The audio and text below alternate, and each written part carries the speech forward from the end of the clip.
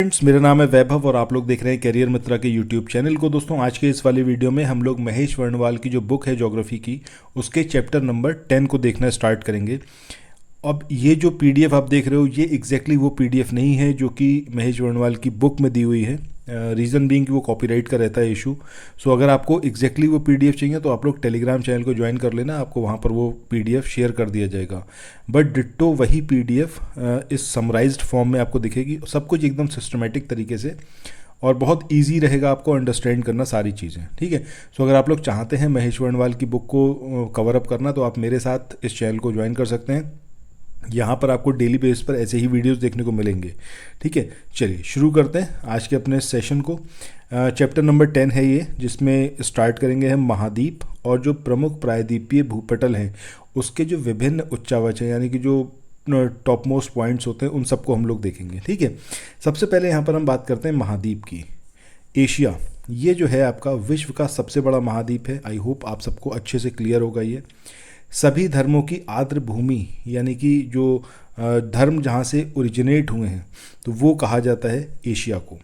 यहाँ की जो नदियाँ हैं उनको सभ्यता का पालना कहा जाता है। क्यों कहा जाता है? क्योंकि यहाँ पर जितनी भी प्राचीन सभ्यताएं थीं वो नदी घाटियों में विकसित हुई थी, इसलिए यहाँ की जो नदियाँ हैं इनको सभ्यता का पालना कहा जाता है। एग्जामिनेशन में स्टेटमेंट वाइज आपसे पूछा जा सकता है, आपको 3 स्टेटमेंट दे दें। किसी एक स्टेटमेंट में ये होगा कि अफ्रीका को मतलब अफ्रीका की जो नदियां हैं इनको सभ्यता का पालना कहा जाता है, तो आपको ये याद रखना कि अफ्रीका नहीं, ये एशिया है। ठीक है, इस तरीके से आपको स्टेटमेंट वाइज पूछा जा सकता है। चलिए, इसके बाद नेक्स्ट बात करते हैं अफ्रीका की। अब अफ्रीका के बारे में जो पॉइंट्स दिए हुए हैं बुक के अंदर, हमने टोटल जितना भी कंटेंट है ये पूरा महेश वर्णवाल की बुक का ही है, कुछ भी अलग से इसमें एडअप नहीं करा गया है। एग्जैक्टली वही जो एग्जाम मतलब इस बुक के अंदर गिवन है उसको कवर अप कर रहे हैं।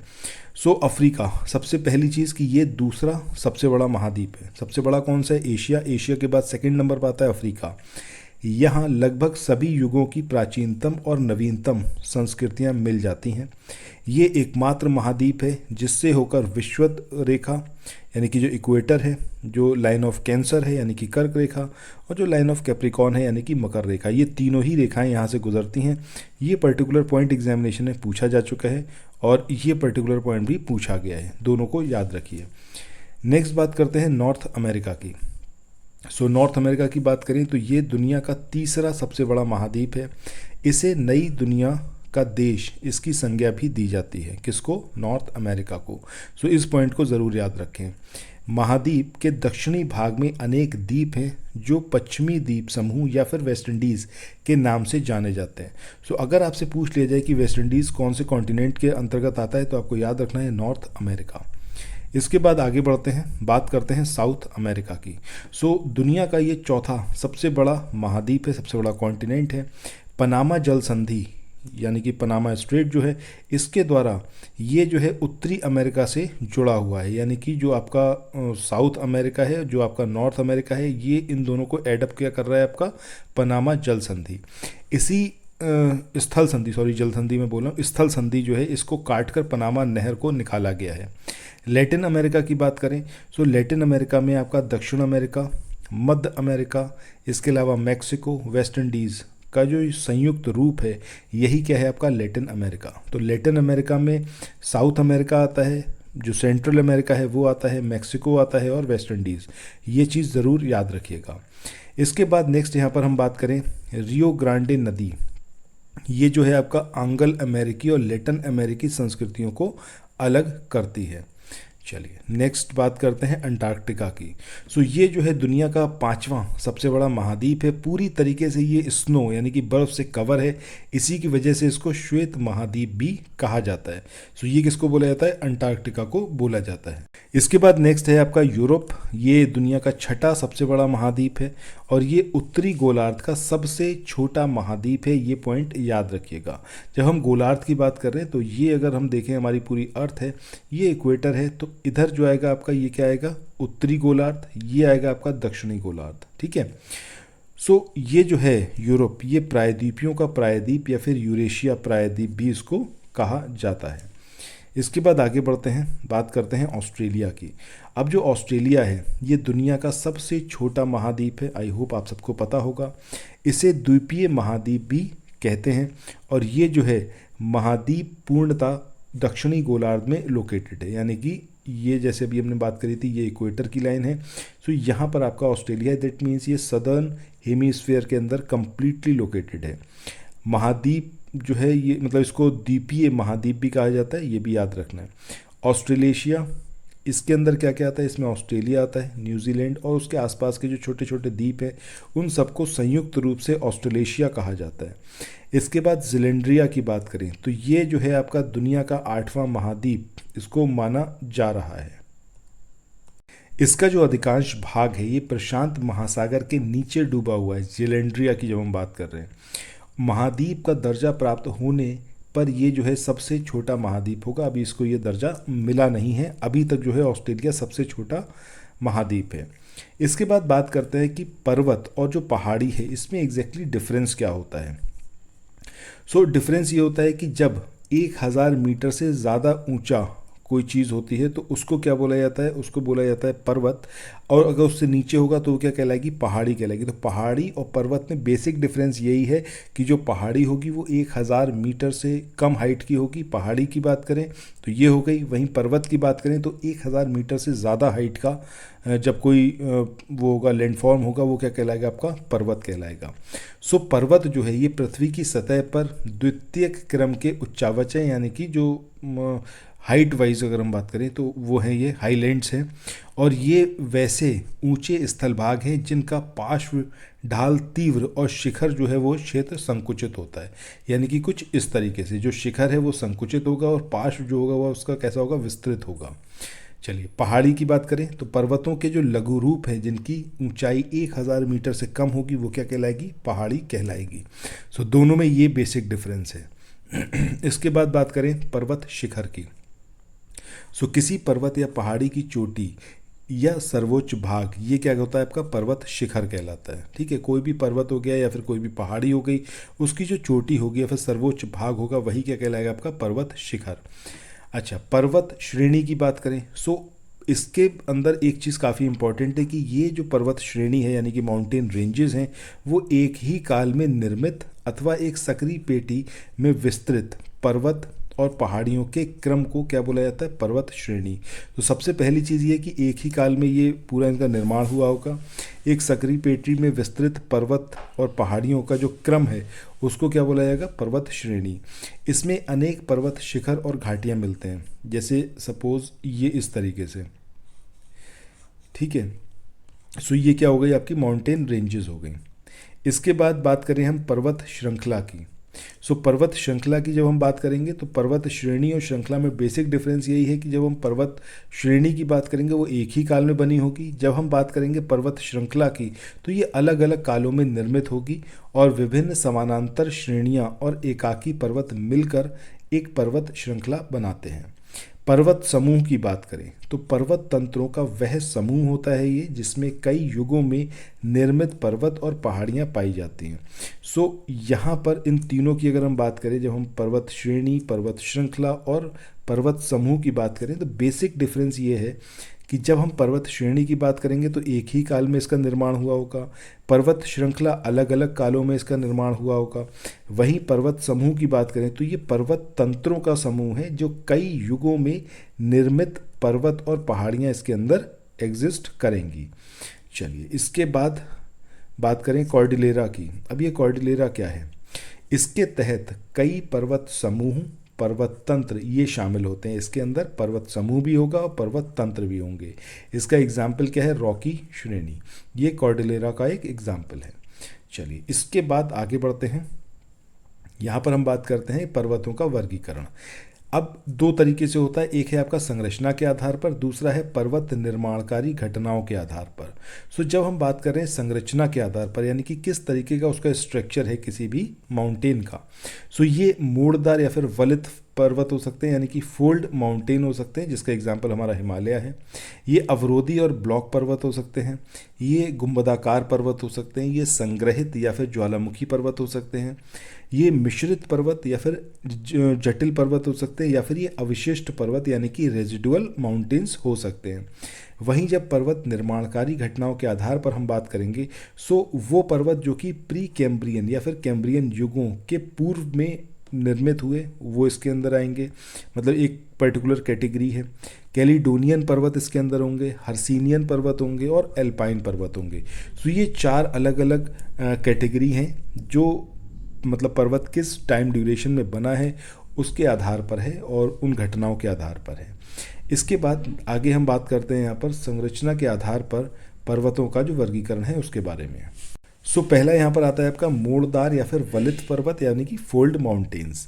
ये संपीडनात्मक बलों द्वारा निर्मित होते हैं, यानी कि कंप्रेस्ड फोर्सेस। कंप्रेस्ड फोर्सेस का मतलब क्या है कि यहाँ से एक कंप्रेशन लगे और बीच वाला पार्ट ऊपर उठ जाए, ठीक है, और इस तरीके से इसके फोल्ड बन जाए। तो इस तरीके का जो पर्वत होगा ये क्या कहलाएगा आपका मोड़दार या फिर वलित पर्वत। अब जब चट्टानों में पृथ्वी की जो आंतरिक बल है इनके द्वारा मोड़ या फिर फोल्ड पड़ जाते हैं, वलन पड़ जाते हैं, उसी को क्या बोला जाता है, मोड़दार पर्वत बोला जाता है। ये विश्व के सबसे ऊंचे और सर्वाधिक विस्तृत पर्वत हैं। सबसे ऊंचे क्यों होंगे भाई, जब दोनों साइड से इस तरीके से फोर्स लग रहा है तो बीच का मटेरियल उठता जा रहा है और ये फोर्स कंटिन्यूस बना चला जा रहा है, इसकी वजह से इसकी हाइट बढ़ती चली जाएगी, ठीक है। तो इसलिए ये दुनिया के सबसे ऊंचे और सबसे विस्तृत पर्वत हैं। ये पर्वत लहरदार होते हैं, जो भी आपने देखा भी था, मैंने डिज़ाइन बना के दिखाया, कुछ इस तरीके से बनेंगे ये ऐसे, ठीक है। और इसमें जो है अनेक अभिनतियाँ और अपनतियाँ पाई जाती हैं, यानी कि इसके अंदर ये एक गर्त पाया जाएगा, फिर ट्रफ पाया जाएगा, इस तरीके से ना, ठीक है। चलो इसके एग्जाम्पल की बात करें, ये काफ़ी इंपॉर्टेंट है, याद रखना है। हिमालय हो गया, एल्प्स हो गया, यूराल हो गया, रॉकीज, एंडीज और एटलस, ये सारे एग्जाम्पल हैं मूड़दार या फिर वलित पर्वत के। अच्छा, आपको अगर ये वाला पीडीएफ चाहिए हो तो इसके लिए भी आप चैनल को ज्वाइन कर सकते हैं, टेलीग्राम चैनल को, वहाँ पर आपको ये पीडीएफ शेयर कर दिया जाएगा। इसके बाद अवरोधी या फिर ब्लॉक माउंटेन्स की बात करें तो इनका निर्माण तनाव या फिर खिंचाव की शक्तियों द्वारा होगा। अभी जब हमने संपीड़नात्मक या फिर हम कंप्रेस्ड फोर्सेस की बात करें तो इस तरीके से कंप्रेस्ड फोर्सेस लगेंगे। जब हम बात कर रहे हैं कि खिंचाव यानी कि एक इधर तरीके इस साइड में फोर्स लगे और एक इस साइड में, तब ये फोर्स की वजह से जो निर्माण होगा वो क्या बनेगा आपका ब्लॉक माउंटेन या फिर अवरोधी पर्वत बनेगा। इसमें भ्रंश या दरारें बनती हैं। ऑब्वियस सी बात है, अगर दोनों साइड से उसको खींचा जाएगा तो बीच में क्या होगा, दरारें पड़ना शुरू होंगी, जिससे धरातल पर कुछ भाग जो है वो धंस जाएगा नीचे और कुछ भाग जो है वो ऊपर उठ जाएगा, इस तरीके से, ठीक है। ये अब दरारों के समीप के ऊंचे उठे भाग जो हैं वो ब्लॉक पर्वत कहलाते हैं। भ्रंशों के निर्माण से संबद्ध होने के कारण इसे भ्रंतोष पर्वत भी कहा जाता है। अब इसके एग्जाम्पल की बात करें तो सिएरा नेवेदा पर्वत जो कि कैलिफोर्निया में लोकेटेड है, ये दुनिया का सबसे अधिक विस्तृत ब्लॉक माउंटेन है। इसके अलावा वासाच रेंज, ये ऊंटा प्रांत संयुक्त राज्य अमेरिका में है, ये भी ब्लॉक माउंटेन्स का ही एग्जाम्पल है। वासजेस पर्वत और ब्लैक फॉरेस्ट पर्वत जो कि यूरोप में लोकेटेड है, ये भी इसी के एग्जाम्पल हैं। राइन भूभ्रंश घाटी का निर्माण जो है वो ब्लॉक फॉरेस्ट पर्वत के धसाव के कारण हुआ है, ठीक है, ब्लैक फॉरेस्ट के। इसके अलावा सॉल्ट रेंज जो कि पाकिस्तान में है, यह भी ब्लॉक माउंटेन का ही एक एग्जाम्पल है। इसके बाद नेक्स्ट बात करते हैं गुंबदाकार पर्वत की। इनकी उत्पत्ति ज्वालामुखी क्रिया एवं स्थल में उभार के कारण हुई है, यानी कि जो वॉल्केनिक एक्टिविटीज़ होती हैं और जो स्थल में उभार आ गया, ये उभार होगा यहाँ पर, उभार की वजह से इसका निर्माण हुआ, इस तरीके से गुंबद बन गया पूरा ये, ठीक है। सो वॉल्केनो को आपने देखा भी होगा, ज्वालामुखी को, तो उससे आप समझ सकते हैं इसको। इसका एग्जाम्पल क्या है, सिंसिनाटी उभार जो कि संयुक्त राज्य अमेरिका में है। ब्लैक हिल्स संयुक्त राज्य अमेरिका की, ये भी क्या है, किसका एग्जाम्पल है, गुंबदाकार पर्वत का। बिग हॉर्न्स, ये भी संयुक्त राज्य अमेरिका का है and this is also an example of गुंबदाकार पर्वत। इसके बाद नेक्स्ट बात करते हैं संग्रहित या फिर ज्वालामुखी पर्वत की। सो ज्वालामुखी उद्गार से जो लावा निकलता है, जो विखंडित पदार्थ हैं, राखचूर्ण है, इस सब का जो क्रमबद्ध या फिर असंबद्ध एकत्रीकरण, यानी कि एक जगह जब ये इकट्ठा होना शुरू होते हैं तो उसकी वजह से जिस पर्वत का निर्माण होता है उसको बोला जाता है ज्वालामुखी पर्वत। ठीक है। इसमें फ्यूजियामा जापान का ये इसका एग्जाम्पल है, कोटोपैक्सी इक्वाडोर का, this is also an example of volcanic mountain. इसके बाद मिश्रित पर्वत की बात करें या फिर जटिल पर्वत की, तो जब किसी पर्वत में बनावट संबंधी अनेक जटिलताएं पाई जाती हैं तथा सामान्यतः चट्टानों के मिश्रित रूप पाए जाते हैं, तो इस प्रकार के पर्वतों का निर्माण होता है। यानी कि ये कैसे हैं, आपके मिश्रित या फिर कॉम्प्लेक्स माउंटेन्स हैं, तो इसमें पर्वत की जो बनावट है उसके अंदर अब अलग अलग तरीके की कॉम्प्लेक्सिटीज़ होंगी, जिसके बाद जो है एक पर्वत जो मतलब एक चट्टान जो है वो निर्मित होगी, एक पर्वत जो है वो निर्मित होगा, वही क्या कहलाएगा आपका मिश्रित पर्वत या फिर जटिल पर्वत। सियरा नेवादा यूएसए का, दिस इज एग्जाम्पल ऑफ मिश्रित या फिर जटिल पर्वत। इसके अलावा नोकोंडा श्रेणी, ये भी कहाँ पर है, यूएसए में लोकेटेड है, ये भी इसी का एग्जाम्पल है। इसके बाद रेजिडुअल माउंटेन्स की बात करें तो अवशिष्ट पर्वत का मतलब ये है कि पहले किसी टाइम पे ये पर्वत रहा होगा, फिर हवा, पानी और गर्मी की वजह से अलग अलग उसके अंदर डिफरेंसेस आए होंगे, जिसकी वजह से जो है वो धीरे धीरे कम होना शुरू होगा, उसकी हाइट डिग्रेड होना शुरू हुई होगी। फाइनली जो बच गया that is called residual mountain या फिर अवशिष्ट पर्वत। सो ये बेसिकली मौलिक पर्वत नहीं है, यानी कि उसको अब पर्वत नहीं बोला जा सकता। क्यों? क्योंकि अपर्दन की जो शक्तियां हैं, जिसमें हम पानी की बात कर रहे हैं, जिसमें हम गर्मी की बात करें, उस सब की वजह से उसकी हाइट जो है, जो उसका इनिशियल टाइम पर जो उसका हाइट था वो डिग्रेड करना शुरू हुआ, घर्षित हुआ, फ्रिक्शन हुआ, उसकी वजह से वो घटता चला गया, और यही क्या कहलाता है आपका अवशिष्ट पर्वत। अब यहाँ पर इसके एग्जाम्पल्स बहुत इंपॉर्टेंट है, पूछा गया है यहाँ से क्वेश्चन कि कौन कौन से इसमें है जो कि अवशिष्ट पर्वत का एक एग्जाम्पल है, तो आपको याद रखना है विंध्याचल रेंज इंडिया की, ये सारे इंडिया के ही इसके अंदर एग्जाम्पल हैं। विंध्याचल है, अरावली, सतपुड़ा, महादेव, वेस्टर्न घाट, ईस्टर्न घाट और पारस श्रेणी, ये सब एग्जाम्पल हैं किसके, रेजिडुअल माउंटेन्स के। इसके बाद नेक्स्ट यहाँ पर हम बात करते हैं पर्वत निर्माणकारी घटनाओं या फिर आयु के आधार पर पर्वतों का जो वर्गीकरण हुआ है। इसमें प्री कैम्ब्रियन या फिर कैम्ब्रियन युग के पूर्व के जो पर्वत हैं ये बहुत प्राचीनतम हैं। ऑब्वियसली बात है, हम प्री कैम्ब्रियन और कैम्ब्रियन युग की बात कर रहे हैं, हम बहुत पुराने टाइम की बात कर रहे हैं, परंतु अत्यधिक अनाच्छादन के कारण ये आंशिक रूप से ही अब मिलते हैं। ठीक है, अब इसके एग्जाम्पल की बात करें तो इसमें सबसे पहला जो है आपका नॉर्थ अमेरिका में लॉरेशियन पर्वत, एल्गोमन पर्वत और क्लानियन पर्वत, ये इसके एग्जाम्पल हैं। यूरोप की बात करें तो यहाँ पर फिनोस्कैंडिया, ये इसका एग्जाम्पल है। इंडिया में अरावली, ये भी प्री कैम्ब्रियन और कैम्ब्रियन युगों में ही इसका निर्माण हुआ है। इसके बाद कैलिडोनियन पर्वत की बात करें, स्कॉटलैंड में एक प्राचीनतम पर्वत है कैलिडोनिया, इसके नाम पर इस युग के जो पर्वत हैं उनको कैलिडोनियन क्रम के पर्वत कहा गया है। कैलिडोनियन पर्वतीकरण की क्रिया पैलियोजोइक महाकल्प के विभिन्न युगों, विशेषकर सिलूरियन और डेवोनियन युगों में संपन्न हुई। सो ये आपको स्पेसिफिकली याद करना है कि जब हम कैलिडोनियन पर्वतीकरण की बात करें या फिर कैलिडोनियन पर्वतों की बात कर रहे हैं तो ये पैलियोजोइक महाकल्प के जो अलग अलग युग हैं, सिलूरियन और डेवोनियन, इन युगों में इसका निर्माण हुआ है। इनमें से अधिकांश पर्वत अब घर्षित या फिर अवशिष्ट पर्वत के रूप में बचे हुए हैं। This is also important point about Caledonian पर्वत। अब इसमें इसके एग्जाम्पल की बात करें तो यूरोप में जब हम स्कॉटलैंड और आयरलैंड के पर्वतों की बात करें या फिर स्कैंडोवियन पर्वत की बात करें तो ये सभी कैलिडोनियन क्रम की चट्टानें हैं या पर्वत हैं, उसके कैटेगरी में आते हैं। साउथ अमेरिका की बात करें तो ब्रेजिलाइड्स, ये जो माउंटेन्स हैं ये भी किसके अंतर्गत आएंगे, आपके कैलिडोनियन कैटेगरी में। इंडिया में विंध्याचल, महादेव और सतपुड़ा, ये तीनों ही जो हैं ये आपका कैलिडोनियन पर्वत की कैटेगरी में है।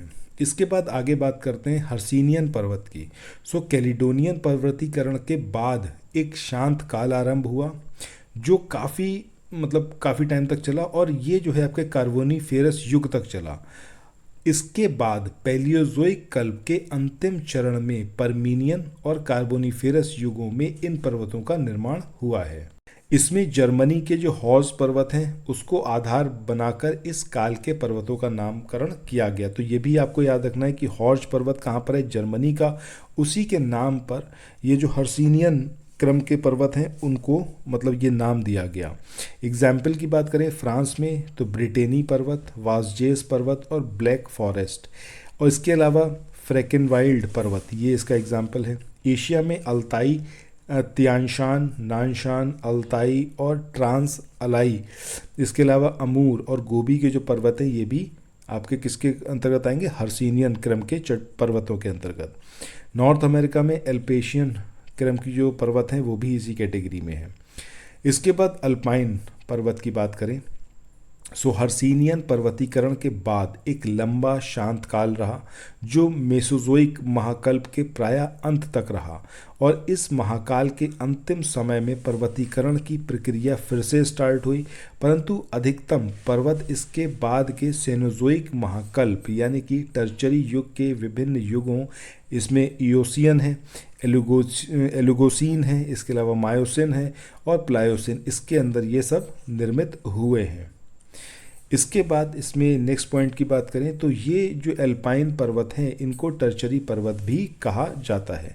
इस समय के पर्वतों को अल्पाइन क्रम के पर्वत का नाम यूरोप के आल्प्स पर्वत के नाम पर दिया गया है।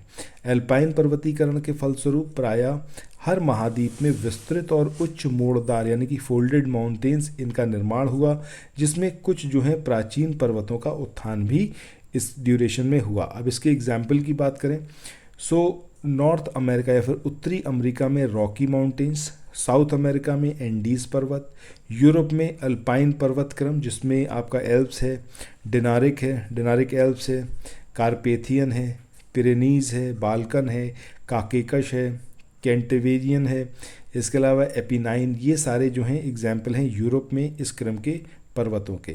इसके अलावा अफ्रीका की बात करें तो एटलस पर्वत, एशिया में जब हम बात कर रहे हैं तो हिमालय और जो पामीर की घाट है उससे निकलने वाली जो नवीन मोड़दार पर्वत है यानी कि यंग फोल्ड माउंटेन है, जिसमें आपका जाग्रोस, अल्बुर्ज, क्योनलुन, इसके अलावा काराकोरम रेंजेस। म्यांमार की बात करें तो अराकान जोमा।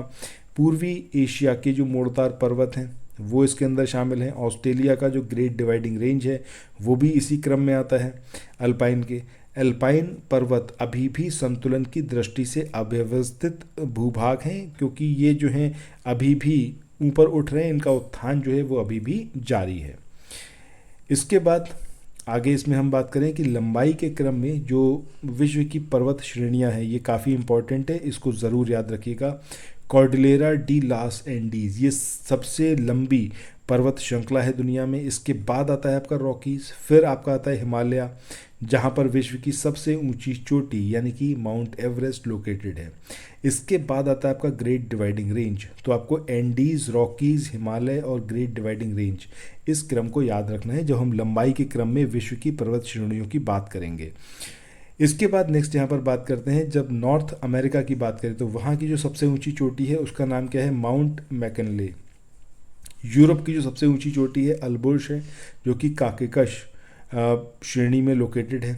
एल्प्स पर्वत श्रेणी की सबसे ऊंची चोटी ये क्या है आपकी, माउंट ब्लैक। ठीक है, सो यहाँ पर जो पहला पार्ट था इस चैप्टर का उसको हमने कवर अप कर लिया। इसके अंदर हमने क्या देखा है, माउंटेन्स को देखा है। सो अगर आप लोग आगे ऐसे ही वीडियोस देखना चाहते हैं तो चैनल को सब्सक्राइब कर लीजिएगा, साथ ही टेलीग्राम चैनल को ज़रूर ज्वाइन कर लीजिएगा। वहाँ पर आपको डेली बेसिस पर ये सारे PDF प्रोवाइड किए जाएंगे और वीडियोस के लिंक भी आपको मिलते रहेंगे। ठीक है, सो मिलते हैं नेक्स्ट वीडियो में। Till then thank you so much, have a nice day, bye bye.